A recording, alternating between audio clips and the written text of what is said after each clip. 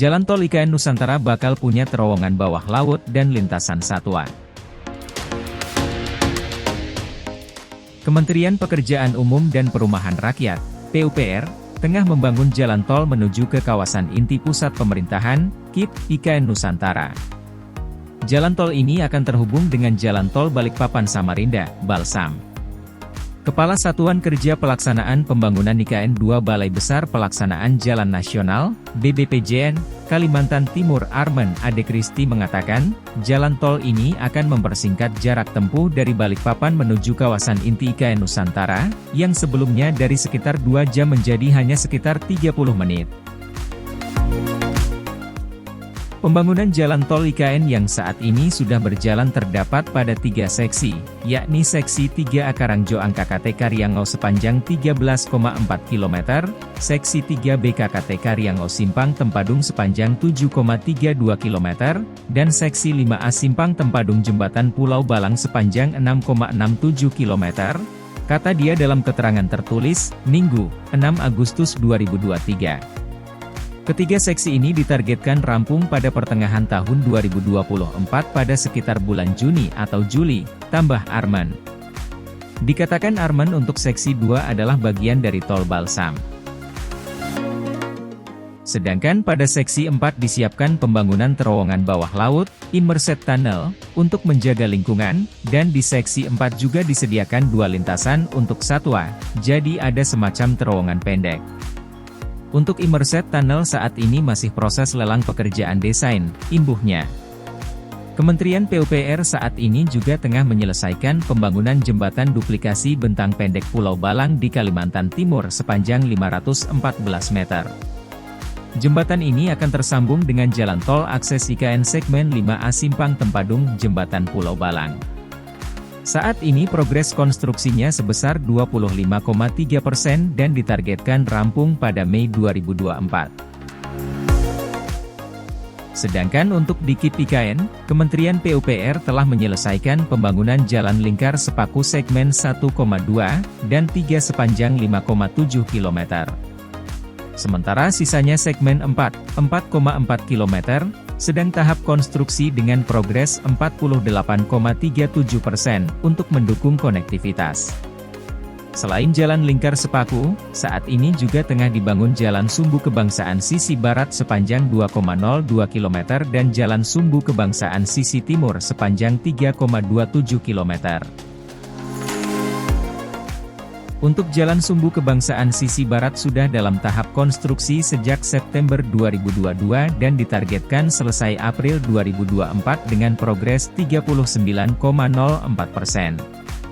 Sementara untuk jalan sumbu kebangsaan sisi timur sudah dimulai konstruksi sejak Desember 2022 dengan progres 36,52% dan target selesai Maret 2024.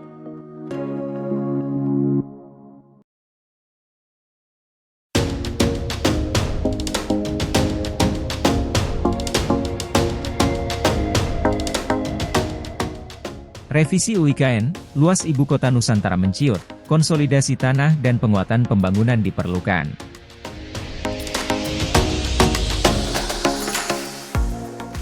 Aturan pembangunan IKN mengalami perubahan setelah revisi Undang-Undang UU Nomor 3 Tahun 2022 tentang IKN, terutama berkaitan dengan luas dan batas wilayahnya di Kalimantan Timur. Kepala Unit Kerja Hukum dan Kepatuhan Otorita IKN, OIKN, Ida Bagus Nyoman Wiswantanu, menjelaskan bahwa luas wilayah IKN akan mengalami penyempitan. Jadi yang tadinya luas wilayahnya 256.000 hektar, menjadi 252.000 hektar, sekarang. Jadi ada penyempitan luas wilayah, ungkapnya saat diskusi konsultasi publik RUU Perubahan UIKN secara virtual pada Jumat, 4 Agustus 2023. Penyempitan luas wilayah ini berkaitan dengan wilayah pemukiman yang berdekatan dengan kawasan pengelolaan terpadu habitat pesut, flora, dan fauna di sekitar Pulau Balang. Perubahan ini juga berdampak pada relokasi dan konsolidasi tanah, serta memerlukan penguatan dalam proses pembangunan ke depan. Revisi UU IKN dilakukan karena belum ada regulasi yang memastikan hak kepemilikan tanah bagi masyarakat yang berada di IKN, sehingga dapat menimbulkan masalah di masa depan. Wakil Kepala Otorita IKN, POIKN, Nusantara, Doni Rahajoe, mengakui bahwa masalah hak pertanahan menjadi isu yang perlu diatasi bagi warga transmigran yang telah tinggal di IKN selama puluhan tahun. Saat ini, mereka hanya memiliki surat keterangan penguasaan, SKP. Oleh karena itu, perlu adanya upaya dari pemerintah untuk memperkuat hak kepemilikan tanah bagi masyarakat di IKN. Namun, hal ini harus disesuaikan dengan aturan yang berlaku dan regulasi yang ada dalam UU IKN yang masih berlaku, termasuk mengenai hak pengelolaan lahan, HPL. Hanya punya SKP. Keinginannya bagaimana pemerintah memperkuat hak atas tanah? Tapi ada aturan lainnya yang tidak bisa kita laksanakan. Di dalam UU IKN existing tidak ada pengaturan hak-hak ini, adanya HPL. Terus hak masyarakat gimana? Nah ini bentur lagi dengan UU existing, jelasnya.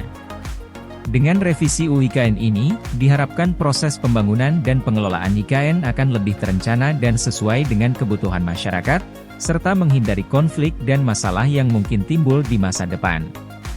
Upaya penguatan hak atas tanah dan konsolidasi lahan menjadi bagian penting dalam mewujudkan IKN sebagai pusat pemerintahan yang modern dan berdaya saing tinggi.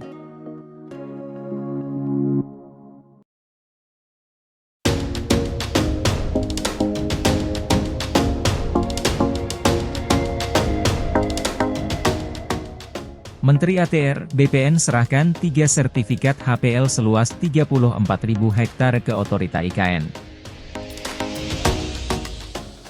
Menteri Agraria dan Tata Ruang, Kepala Badan Pertanahan Nasional, ATR, BPN, Hadi Cahyanto, telah menyerahkan 3 sertifikat hak pengelolaan lahan, HPL, dengan total luas 34.000 hektar kepada Otorita Ibu Kota Nusantara, IKN.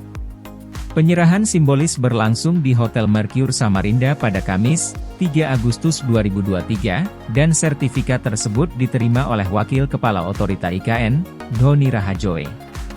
Kami telah menyerahkan 3 sertifikat kepada Otorita IKN, seluas 34.000 hektar lahan, kata Menteri Hadi Cahyanto. Selain 3 sertifikat HPL, Menteri Hadi juga menyerahkan 6 dokumen hasil pengadaan tanah dari 12 paket pengadaan tanah yang ditargetkan untuk IKN. Dia menegaskan bahwa 6 dokumen lainnya sedang dalam proses dan diharapkan akan selesai dalam waktu dekat. Penyerahan sertifikat HPL dan dokumen pengadaan tanah ini mencerminkan komitmen dan keseriusan Kementerian ATR, BPN dalam memberikan kepastian hukum atas tanah di wilayah IKN.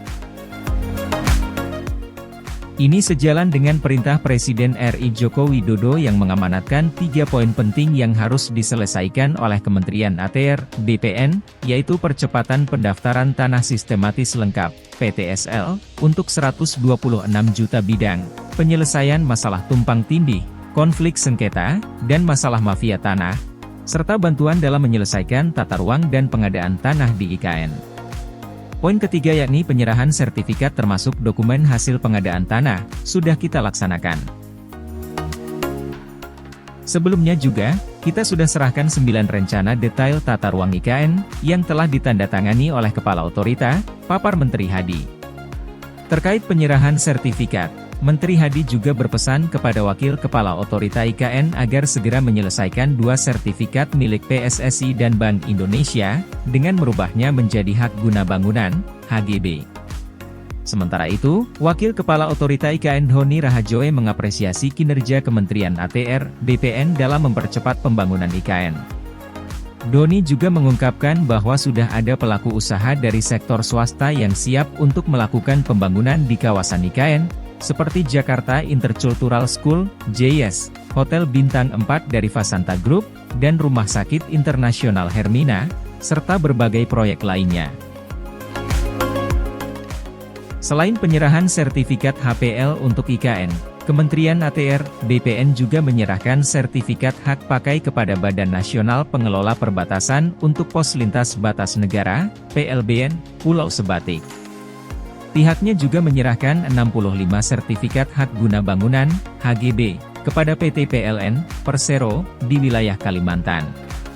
Selain itu, beberapa sertifikat aset juga diserahkan kepada pemerintah daerah di Kalimantan Timur, yaitu 7 sertifikat bagi pemerintah kota Balikpapan, 3 sertifikat bagi pemerintah kota Samarinda, dan 2 sertifikat bagi Kabupaten Kutai Kartanegara.